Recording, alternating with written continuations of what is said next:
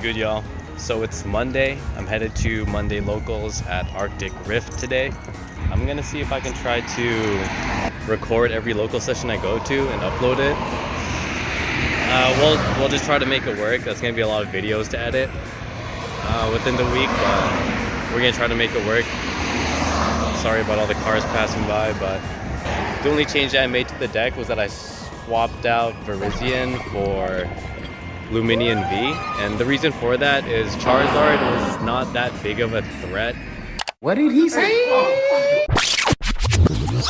Charizard is not that big of a threat to Giratina to begin with. I'd say the matchup is 50-50.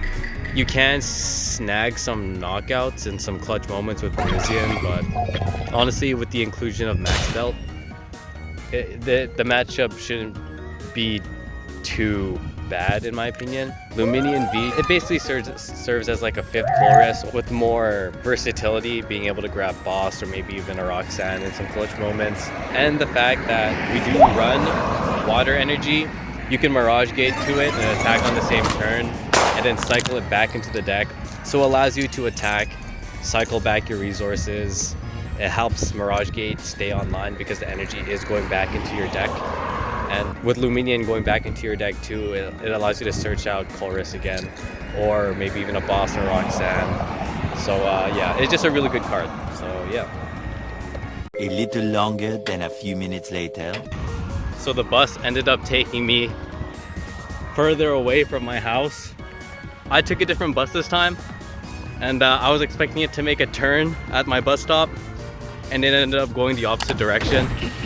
So now I got 10 minutes to run over a kilometer to get to my bus stop. Yeah. Pain. Later. So luckily there was a nearby bus stop and I didn't even have to run that far. I'm still near right near my house, which kind of sucks, but that just means I'm gonna get to the tournament a little late. I'm gonna give them a call. Oh man, it's hot outside. I'm pretty sure it's supposed to rain later, so that's why I'm wearing a hoodie and all that stuff, but never again.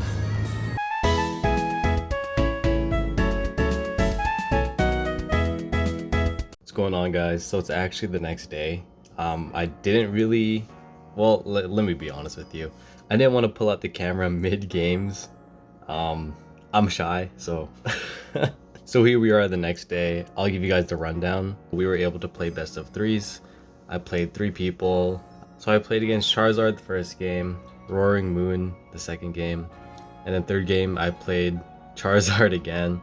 I ended up going 0-1-2, so I lost to the Roaring Moon, and I tied with 2 of the Charizards.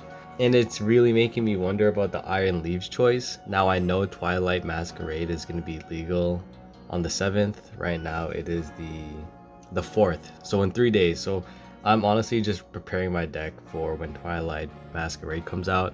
Like, I'm pretty sure Charizard won't be as popular, but we'll see about that. And you guys know I did take out the Iron Leaves. Now before you roast me, like, even without Iron Leaves, I'm sure the Giratina deck still does just fine. I'm gonna stick to that. So I really want to make room for, you know, versatility and options. I'll show you guys the deck list that I ran yesterday. So starting off, we got, of course, 3 Giratina V and 3 Giratina Vstar. I think this ratio is pretty much just perfect. In most cases, you're only going to be using 2 Giratina Vstars for the Star Requiem and a Lost Impact. 3 Giratina V for sure, because on some bad openings you might have to do some Abyss Seeking to accelerate your Lost Zone in the early games before you can really get your Comfey line going, especially against things like Flutter Mane. It's another way to charge up your Lost Zone if Flutter Mane's shutting down your Comfey line. So yeah, I think 3 is good. There's going to be some cases and in some matches where you won't even need Giratina Vstar, so Giratina Vstar will even become Lost Zone fodder. Even Giratina V. Next up, of course, we got the Comfey line. It's just the bread and butter of the deck. Accelerate your Lost Zone. It's your draw engine. So yeah, you have things like Rescue Board and Jet Energy to constantly be switching them in and out of the active spot to get that going. And yeah, just some pretty basic stuff. We run one Cramorant, of course, just your early game attacker. If you want to start applying pressure in the early games, or even if you're going second and you want to donk your opponent to snag a game, this is going to be your guy. And of course, Sableye, our late game sweeper or late game mopper. He's like the janitor. He cleans up the game essentially. Pretty basic stuff. If you have 10 in the Lost Zone, put 12 damage counters spread across your board. And you'll see why that's important, because we also play Greninja. So like, you know, you can start spreading damage with Greninja like against the bench and then clean it up with Sableye. Or, you know, our next card, Greninja, even snipe out two cards on the bench early in the game to knock them out. Greninja's pretty good. You got concealed cards, basically serves as another way to draw cards. Also serves as an attacker. I've been contemplating on even using Greninja as an attacker. The 3 water energies takes up quite a bit of space, but it is nice to have that option. The only thing for me is that the Greninja play is very easy to anticipate, is what I've noticed. If you want to attack with Greninja in one turn, you need to have a water energy in hand, a Mirage Gate, so you will attach a water energy from your hand and then Mirage Gate, another water energy, and either a Psychic or a Grass energy onto Greninja to be able to use it. And even in those cases, if you don't have a way to switch out, you know, maybe if you're lucky you'll have a Comfey on the board with Rescue Board, or you'll have a switch card, but I don't know. I've been pretty iffy on this. I might just completely leave out the water energy in favor of a couple more cards, but we'll see. And again, this is all pre-Twilight Masquerade, so to be honest, I should be thinking about what I'm going to be playing once the new set is legal.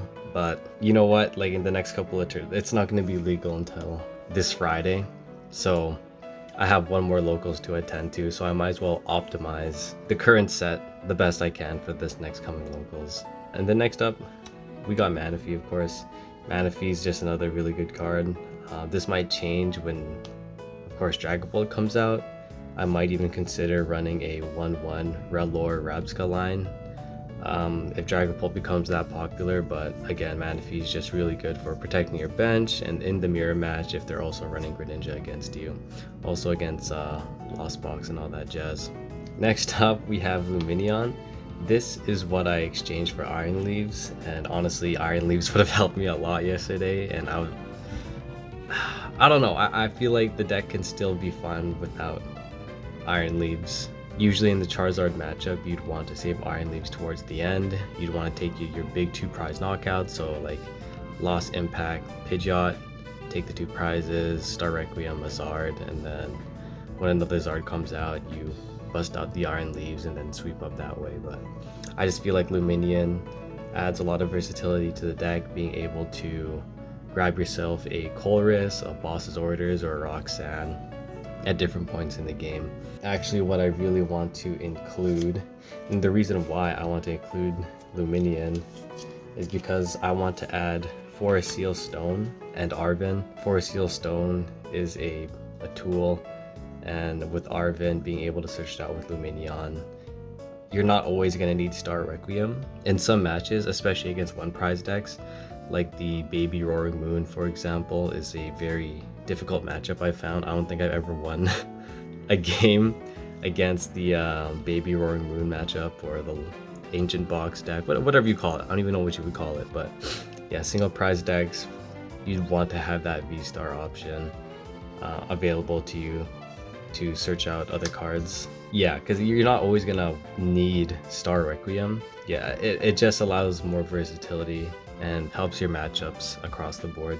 And of course we have and this deck, if you guys can tell, is highly inspired by Isaiah Bradner's deck, especially with the inclusion of the Bayonet line. I personally love this line. I think it improves the matchups for Giratina by a landslide. Shuppet is searchable with Buddy Buddy Poffin, so if you're already stacked, there's going to be some games where you start off with a lot of Comfeys and a Giratina and you won't really need to use Buddy Buddy Poffin, but in this case, like I'd even say grabbing at least one Shuppet is honestly great. to help set up either one of your two bayonets. The first bayonet with the puppet offering ability is really good. So basically the ability is it sends itself into the lost zone. So since Shuppet is attached to bayonet, you're instantly putting 2 into the lost zone, and you can grab from your discard pile any supporter you want. So it helps you recycle your 1 copy of Boss's Orders or your 1 copy of Roxanne if you ever really need to. But most importantly, it helps recycle your Chorus's Experiment. So not only does it instantly charge 4 into your lost zone because you're going to be recycling a Chorus Experiment, but also it just allows you to recycle your supporter cards, and I just think that's really good. This card has helped me a whole bunch in a lot of games. Every time I've used this bayonet line specifically, it's always helped me, either in accelerating the lost zone or recycling a boss to close out the games, or it's just a really cool tech card, and it always feels good to use. So now the next bayonet line is your item locker. This is specifically against the Excalibur decks or against Chen Pao, or just item locking your opponent in general just helps slow down their game plan so you can accelerate yours. I'm still finding my way on how to use this card. I don't think I've fully utilized it to its full potential yet, but I'm slowly learning and I can see how and why. Really good against Chen Pao Excalibur, and that's a matchup that I really need. I feel like I struggle in that matchup, and then learning how to use this card I think would really help. Next up, of course, we got our 4 copies of Chorus's Experiment. Pretty standard stuff. It's your draw engine. It accelerates your lost zone. Draw 5 cards, choose 3, put the other 2 into the lost zone. Pretty standard stuff. Like, you want to see this every turn essentially, which is why we only run 1 copy of Boss's Orders and Roxanne, because in the early games, usually if you're going against 2 prize card decks, hence why we only run 1 copy of each.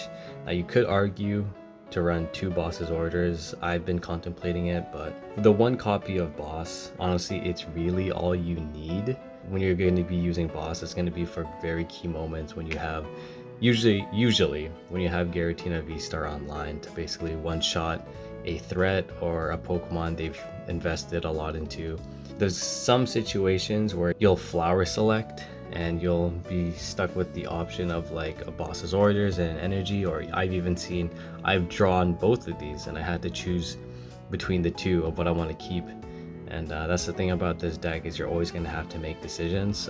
And this is a very slim chance. If you ever find yourself flower selecting and you find 2 1 copies of some very key cards, it changes your strategy completely for the rest of the game. So let's say I choose to keep Roxanne with me and sacrifice Boss. That means I'll be playing for the late game and play from behind, and then you really want to use this to disrupt your opponent's hand at a key moment. Vice versa, let's say you keep Boss's Orders and you leave Roxanne. I'd assume you're probably already ahead from the very beginning of the game. If you're ahead, you'd probably want to go for Boss's Orders to just keep pushing your advantage, and if you're already behind, you'd probably want to get Roxanne. We've got 4 copies of Mirage Gate, obviously. This is the main energy accelerator of the deck to help you charge up your Giratina, charge up your Greninja. Yeah, the only thing is that it's susceptible to getting ripped out of your hand against control decks with area and stuff, so that's one thing to look out for when you're playing against control. Is if you suspect an area, you might as well just use it and get the energy on the board. You do need 7 cards in the lost zone to use it, but being able to accelerate 2 energy from your deck directly onto your board is super powerful. So yeah. Next up, we have 3 Nest Balls. Basically serves as 3 additional copies of any of our basic Pokemon. So another consistency booster. Helps you search out Greninja, Comphase, Cramorant if you need to, Sableye, Giratina. Just a huge consistency piece. We've got 3 switch cards. Switching obviously is super important, as in the early game, if you have Comphase online, you have multiple Comphase on the bench, you want to be constantly switching them to flower select. Or what I've even done is, if I have Giratina in the active spot and you don't want to pay the retreat cost of 2 energies, then switch it out of the active spot. If you're not lucky and you have a single Comphase and a Giratina on your bench, you can flower select with your Comphase and then switch it out, attach an energy from hand to your Giratina V, and then Abyss Seeking off of that. This deck loves switching. You're always going to be switching Pokemon in and out, and it helps you against stall decks like Snorlax. This is your out if you don't want something trapped in the active spot. I played against a Snorlax control and I ran out of switch cards, unfortunately, so he trapped my Radiant Greninja in the active spot, and it was just game from there because I couldn't move it out. I couldn't retreat or anything. So super odds, super important. I feel like very rarely, or at least for me, I've rarely really recycled any Pokemon. At least with the deck list that I'm playing, I find that I always want to use these to recycle energy cards, especially later in the game, because as you're using Radiant Greninja's concealed cards to help you draw, and sometimes you're gonna have to send some energy cards to the lost zone, your resources get limited, so you always got to be aware of that. Again, also it just helps keep Mirage Gate online. The worst feeling is Mirage Gating and then looking through your deck and seeing you have no energies. So super odd, just make sure that if you're burning through resources, that you're recycling them, and it keeps Mirage Gate online. I think that's just the most important thing, is because you can only attach energies from the deck. There is going to be some cases where you want to recycle like a Radiant Greninja or maybe Giratina or a Cramorant. Again, whatever the situation calls for, Super Odd's got your back. Of course, too, Buddy Buddy Poffin. You really want to see this in the early game. Buddy Buddy Poffin, you really want to see this in the early game. Start establishing your Comphase, your Shuppets even. That's really all they're here for. And if not, and if you already got your board established, basically serves as Lost Zone fodder, which is always nice. It's always nice to draw Buddy Buddy Poffin and another card and know that this is just Lost Zone fodder when you don't need it. And then another reason why I'd like to try playing Arven. Arven might be a weird addition to this deck, but I think it's gonna give it a lot of versatility. The single copy with Luminion and Forest Seal Stone, I really want to play around with that and see how that helps with this deck. We got a Lost Vacuum again against the Baby Moon deck. Lost Vacuum is really good for getting rid of those booster energies. Usually they're gonna have like a booster capsule on them, so one shred will get them down to 40. Then you'll Lost Vacuum the booster capsule off, remove the item, they go back down to 140 health, and they're basically dead off of that.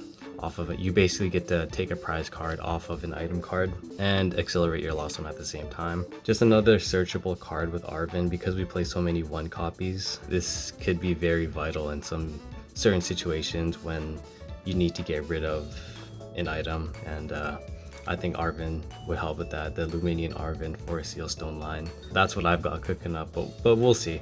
Next up, we got the single copy of Pokegear. Now this card is pretty suspect. It definitely is useful, don't get me wrong, but because we have Luminions, basically serves as a 5th copy of Colress when you really think about it. And I miss Quick Ball because you can't use Luminion off of Nest Ball. But yeah, I might change this Pokegear for the Arven or for the Forest Seal Stone. I've even been thinking of a 3rd Super Rod, but we'll see. That all depends on if I choose to keep the water energies inside this deck. I might switch it up for this final locals. But yeah, Pokegear just allows you to look at the top 7 cards and look for a supporter card, basically helping you look for Colress in the early game. Later in the game, or Roxanne, or hopefully a boss. But I don't know, every time I've used it, they usually tend to fail. Next up, we have our 1 copies, a single Hisuian Heavy Ball, 1 Ultra Ball, 1 Counter Catcher. Counter Catcher is just another, it's basically a boss's orders. It's not a supporter card, and then it's an item card, so you can basically call something up from the bench. The only downside is you have to be behind in prize cards, and that's not too much of a problem with this deck since we're usually always going to be playing from behind. Basically our 2nd copy of Boss. And again, another reason why I want to add Arven to the deck, because of all these 1 copies. We got Ultra Ball. I might bump this up to 2. I'm not sure. I think maybe 1 is good enough. Again, because of these 1 copies, I'm gonna bring up Arven again. And the reason why is because I feel like having Arven, Forest Seal Stone, It gives us a way to search out Ultra Ball in the matchups or situations when we can actually get Bayonet EX into play. Charizard loves to go second, and if we go first and we get our Shuppet down, next turn we go into Bayonet, then we can lock them out of their rare candies and prevent them from evolving into Charizard EX. Basically just slows down the entire game plan. Just a consistent way to get the Bayonet EX, just because I think it takes up 4 slots in our deck, so I feel like we should have more ways to get to it more consistently. Hisui and Heavy Ball basically searches out our 1 copies of basic Pokemon like Radiant Greninja, Cramorant, or Sableye. Again, it's just when the off chance if they are prized, we have a way to get them out because we are only running 1 copies of those Pokemon. Just a standard card to have in this deck. Also just gives you prize card information if you do have it. Look at all your prize cards and know exactly what's in there. We got our 1 copy of Temple of Sinnoh. Now when the Twilight Masquerade is legal, I'm thinking of Enhanced Hammer instead to get rid of those missed energies from Pokemon like Lugia Vstar, and I just think special energies are going to be very prevalent in the game going forward with Neo Upper Energy, Legacy Energy, and stuff like that. Temple of Sinnoh with the addition of Enhanced Hammer might be the move depending on how prevalent decks that utilize special energies are, but we'll see in the future. Now Maximum Belt is also suspect. We might have to be running these because Pokemon EX just have so much health. Having Lost Impact 1-hit KO things is really nice. I'm really thinking of Primal Catcher instead. It's another switch card. It's basically serves as another boss. Before I switched to Maximum Belt, I was using Prime Catcher, and honestly Prime Catcher has just seen more use out of it aside from Maximum Belt, because Max Belt's really only used against EX Pokemon and against those tricky single prize decks. Prime Catcher is just more versatile in my opinion, but I don't know, we'll see. I'll have to experiment more with Max Belt, but I'm definitely considering going back to Prime Catcher just because of how much it served me. We have our 1 copy of Rescue Board. Really only need for 1, and again, I'm going to be bringing this up super often. If we ever use Arven, very rarely are we ever going to search for Rescue Board, but if we do have other tools in our hand like the Max Belt, just another way to search out something like this so we can have a floater. Having a floater is super important. Well, maybe not super important, but super convenient to have. So, you know, a Comfey with a Rescue Board just basically guarantees that if something in our active spot gets knocked out, we can promote a Comfey or a Radiant Greninja or whatever with the Rescue Board and know that we have a floater. 0 retreat costs. You're able to retreat for free without sacrificing any energy. Just always nice to have. Next up, we have our energy cards to end off the deck.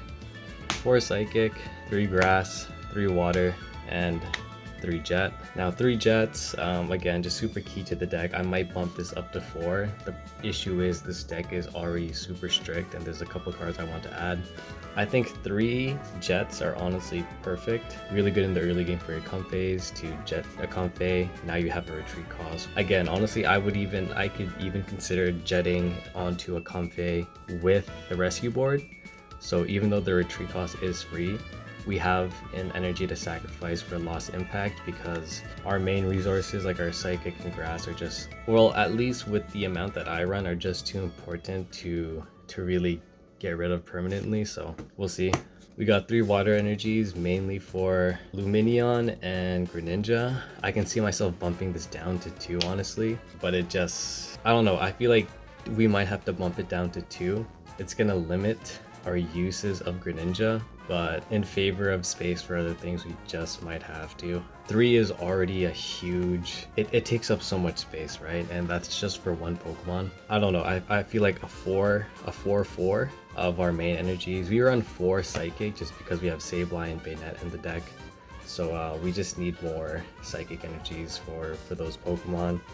And you know, some situations you're gonna have to Lost Zone some energies in favor of like a boss's orders or something important like a Prime Catcher or a Chorus, depending on the situation. So inevitably there's gonna be situations where you're gonna have to Lost Zone some energies. Yeah, having more of the main line like our Psychic and Grass is just gonna help a whole bunch with consistency and resources. Yeah, that's the deck list for now. Let me know if you guys want a post Twilight Masquerade little deck profile. This is like a small little video I made because after the tournament yesterday, I just wanted to share my experience, like my approach on Giratina Vstar, and share it with you guys. So we'll see what's up. I'll update you guys once I've got all that sorted out. If you made it this far, thank you for watching, and just as a little gift for sticking it out to the end, don't tell the others, but I got my pack from the locals yesterday. Mandatory pack you get for signing up. Just the minimum entry. You pay for your entry and you always are guaranteed at least one pack. So this is for you guys. Keep it a secret. And yeah, thanks for sticking around till the end. I wonder if we could pull a banger off of this. We got Kadabra, Alucha, Tangrowth, Venipede, Clefable, Cook. We got a Palafin, Volbeat, and last, no, never mind, Palosan and an Iron Leaves. Maybe it's a sign. Anyways, thank you guys for watching. I appreciate it a whole bunch. More videos to come. Take care. Bye.